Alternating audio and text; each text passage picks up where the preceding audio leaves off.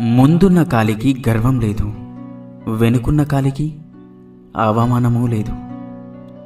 ఎందుకంటే ఆ రెండిటికి తెలుసు, ఒక్క క్షణం చాలు తమ స్థానం మారడానికని. నిజమే కదా? ప్రయత్నం నీ ధర్మం, ఫలితం ఆ దైవ నిర్ణయం.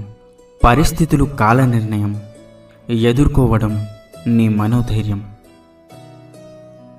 ఎకరాలుగా భూమిని కొంటున్న మనిషిని చూసి శ్మశానం నవ్విందట. ఎందుకో తెలుసా? నిన్ను కొనబోయేది నేనేనని, నీకు ఇవ్వబోయేది 6 అడుగులు మాత్రమేనని.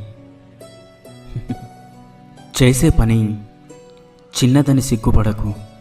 కోట్లు కూడబెట్టిన ప్రతి ఒక్కరూ మొదట కూటికి లేనివారే అని మరవకు. జీవితాన్ని గొప్పగా ఊహించుకుంటూ బ్రతికేవారి కంటే ఉన్న జీవితాన్ని గొప్పగా మార్చుకునేవారు జీవితంలో ఎప్పుడూ సంతోషంగా ఉంటారు.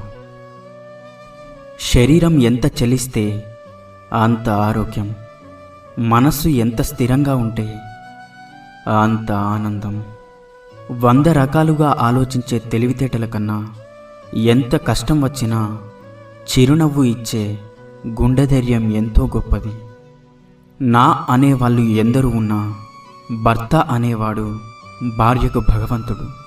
నిన్ను మోసం చేసేవాళ్ళు ఎందరు ఉన్నా నీతో నమ్మకంగా ఉండేది మాత్రం నీ భార్య ఒక్కతే. అప్పు అనేది ఇవ్వడం వల్ల డబ్బైనా పోగొట్టుకుంటారు, లేక శత్రువులనైనా సంపాదించుకుంటారు. తప్పు చేసినప్పుడే కాదు, కొన్నిసార్లు మంచి చేసినప్పుడు కూడా శిక్ష అనుభవించాల్సి వస్తుంది.